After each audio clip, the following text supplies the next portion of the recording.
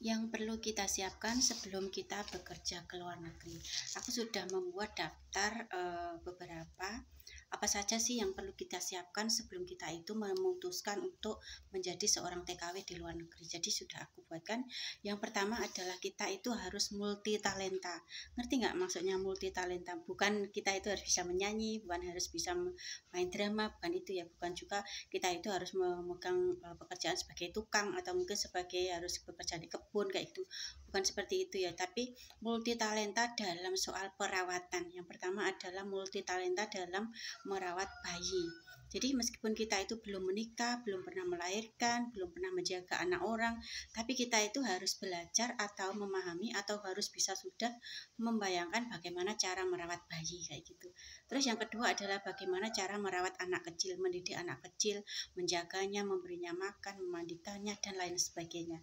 Dan yang ketiga adalah cara multitalenta dalam job merawat orang jumbo. Jadi pekerjaan di Hongkong itu semuanya dikerjakan oleh satu pembantu ya, tidak ada jarang sekali ya, memang ada tapi jarang sekali kalau dalam satu rumah itu mempunyai pembantu lebih dari satu. Jadi kita itu harus menjadi seorang TKW atau PRT yang multi talenta. Jadi siapkan diri dulu ya. Yang kedua adalah kita itu wajib belajar bahasa.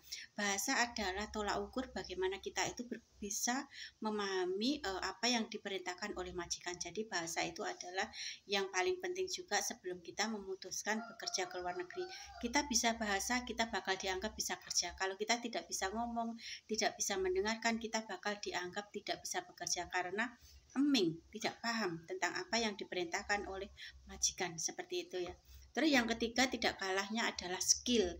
Jadi sebelum kita berangkat ke luar negeri itu kita cari tahu dulu, pahami dulu skill kita itu apa. Misalnya dalam bidang memasak, saat interview kita tunjukkan kita itu punya bakat memasak. Terus ada lagi semisal skill kalian itu merawat, tunjukkan pada waktu interview bahwa kalian itu punya kelebihan dalam merawat. Skill itu bisa berbagai macam ya. Ketika kalian di luar negeri itu skill yang paling penting itu adalah menjaga anak, memasak, dan membersihkan rumah. Itu termasuk 3 skill yang wajib kita siapkan sebelum kita ke luar negeri. Terus yang keempat adalah kebiasaan makan. Di Hongkong itu kita punya jam makan itu yang sangat amburadul ya. Semisalnya seperti ini, kalian itu terbiasa di Indonesia itu semisalnya makan tepat waktu jam 7 pagi. Makan siangnya itu jam 12, makan sore atau makan malamnya itu sore jam 5, kadang jam 7 itu sudah makan kayak gitu, sudah kenyang, sudah beres semuanya.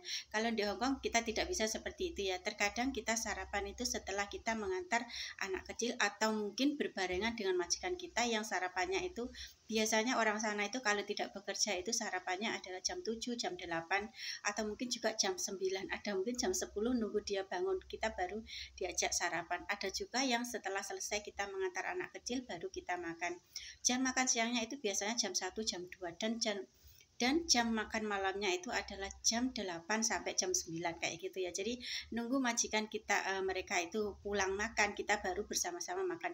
Jangan mendahului makan dulu kecuali kalau majikan kita itu menyuruh, tapi di sana itu 1001 ya kalau majikan itu menyuruh kita makan dulu dan mereka makan belakangan, itu tidak seperti itu ya. Jadi biasanya kita memasak jam 7 sore, jam 7 malam lah di sana. Terus mereka datang itu jam 8 itu baru pulang makan dan kita baru mendapat jatah makan, seperti itu ya. Terus yang selanjutnya adalah jam bangun dan istirahat. Kalau kita di Indonesia kita itu terbiasa jam bangunnya itu semisal ya, contohnya jam 5 sudah bangun, habis itu kita sholat dan kita tidur lagi, seperti itu. Kalau di Hongkong kita tidak seperti itu ya, apalagi yang merawat anak kecil. Contohnya seperti ini. Semisal anak kecil itu setengah 6 itu kita harus siap-siap membangunkan dia, memberikan dia itu sikat gigi, membantu dia menggosok gigi, mencuci muka, menyiapkan sarapan, itu dibutuhkan waktu paling enggak setengah jam atau 40 menit. Jadi setengah 6 itu kalian juga harus bangun. Jadi bangunnya itu harus tepat waktu, jangan telat karena di sana itu semuanya kalau anak sekolah serba on time. Kalau beda lagi kalau job kalian itu semisal menjaga bubu itu beda lagi ya. Jadi kita sesuaikan, kita harus mempersiapkan diri, memahami. Menyiapkan diri bukan berarti berarti kita hanya dikasih tahu sudah kayak gitu ya, tapi benar-benar dilakukan. Kita itu benar-benar membuat jam, maksudnya alarm jam kayak gitu ya. Misal kita kebiasaan di Hongkong itu, semisal job kita itu menjaga anak kecil ya, sudah sejak dini, mulai di Indonesia itu kalian sudah mulai membuat alarm itu yang bangunnya jam 5. Biasakan di Indonesia dulu, setelah di sana kalian nggak bakal merasa berat, oh berat sekali ya bangun pagi, tidak akan merasakan hal seperti itu. Dan jam tidur malam di Hongkong itu, kalau kalian tidur di jam 10 itu masih sore. Iya, di sana itu jam 10 itu kalian semisal ya, majikan itu makan jam 8 sampai jam 9. Jam 10 baru kalian itu membersihkan dapur, semuanya selesai. Tidur jam 10 di Hongkong itu termasuk sangat bagus. Maksudnya bos kalian itu termasuk bos yang baik, tidak banyak pekerjaan, jam 10 sudah bisa tidur. Tapi normalnya di sana itu tidurnya adalah jam 11, jam 12, jam 1. Memang seperti itu kehidupan di sana. Jadi di sini aku mau share, persiapkan mental kalian sebelum bekerja di sana, atur jam bangun kalian dan atur jam tidur kalian, seperti itu ya. Next, yang selanjutnya adalah di sana itu biasanya adalah sarapan kita itu tidak bisa kenyang ya. Maksudnya itu sarapan di sana itu contohnya itu hanya selembar roti. Beda lagi kalau kalian itu semisalnya memang dikasih konsumsi makanan oleh majikan, itu ditentukan misalnya 1 mangkok mie, atau mungkin kalian boleh makan nasi kayak gitu. Tapi jarang yang di sana. Biasanya di sana itu rata-rata adalah di sana itu biasanya makannya itu hanya cukup selembar roti. Jadi dengan selembar roti itu adalah disebut sarapan kalian. Kalau kopi kesukaan kalian, misalnya minum susu, itu adalah beli sendiri. Lebih baik kita itu menyiapkan diri dari Indonesia, dari negara kita dulu ya. Kita persiapkan pemahaman kita, wawasan kita, supaya kita itu di sana itu tidak terkaget-kaget. Jadi semisal kalian itu suka minum kopi, kalian boleh mengatakan pada diri sendiri, ini bukan kewajiban majikan untuk membelikan kalian kopi, karena kopi itu adalah termasuk kesenangan diri sendiri.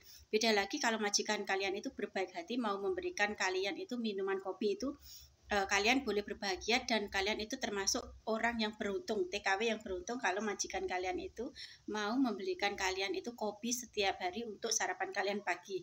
Jadi semisal saya dulu itu ya, aku tidak pernah meminta majikan itu membelikan kopi. Aku juga bukan peminum kopi. Teh manis, aku tidak terbiasa minum teh manis selama di luar negeri, kecuali beda lagi kalau kita sudah sampai di Indonesia dikasih es kayak gitu kan, seger ya kalau cuaca sangat panas gitu. Tapi di luar negeri kita tidak akan menemukan hal-hal seperti itu ya. Semisalnya majikan itu akan terkaget-kaget kalau kita itu minum teh dikasih gula kayak gitu ya. Jadi jangan biasakan hal yang seperti itu terlihat di mata majikan kayak itu. Kopi, teh manis itu adalah sebuah kesenangan. Kalian itu boleh membeli sendiri, itu tidak kewajiban bos kalian untuk membelikan kalian. Jadi jangan pernah meminta, aku punya hak makan di sini, kenapa aku tidak dibelikan kopi, padahal aku itu suka kopi loh buat sarapan aku, kan aku di sini ada uang makan kayak gitu. Jadi itu bukan kewajiban majikan kalian untuk memberikan. Jadi pahami dulu di Indonesia kalau hal-hal seperti itu adalah hal kesenangan pribadi. Jadi boleh meminum, boleh membeli makanan yang kalian suka, tapi memakai uang sendiri. Uang makan yang diberikan majikan itu adalah termasuk ketika kalian itu memasak dan kalian mendapat jatah. Nah, itu adalah uang makan kita. Jadi untuk uang makan itu sebenarnya adalah kita itu sama-sama makan bersama majikan, kita mendapat bagian kayak gitu ya. Bukan kalian itu dikasih sesuai, semisal ya 1 juta sebulan itu dikasih uang 1 juta. Ada loh kemarin satu kisah itu yang dia dikasih uang makan itu sebulan itu sekian, tapi untuk 1 gelas minum air pun itu sama majikan tidak boleh. Jadi itu air ya. Ini bukan apa ya, tapi jadi ketika majikan itu sudah mengatakan ini adalah uang makanmu selama 1 bulan, air pun jangan ambil di rumahku kayak gitu. Kalian nggak mau kan yang menerima hal seperti itu. Padahal air itu adalah terkadang kita setiap hari itu butuh air. Kita capek butuh air, kita haus butuh air, kita mau mandi pun kita juga harus butuh air kayak gitu. Jadi kalau majikan memberi makanan seperti itu ya diterima saja, karena itu memang termasuk uang konsumsi kalian selama 1 bulan. Banyak sekali loh di sana majikan itu yang loman, maksudnya berbaik hati memberikan kalian makanan enak-enak dan harganya itu lebih dari 1 bulan uang konsumsi kalian. Contohnya itu ikan yang enak, atau mungkin juga makanan udang yang enak, atau mungkin juga yang lainnya kayak gitu ya.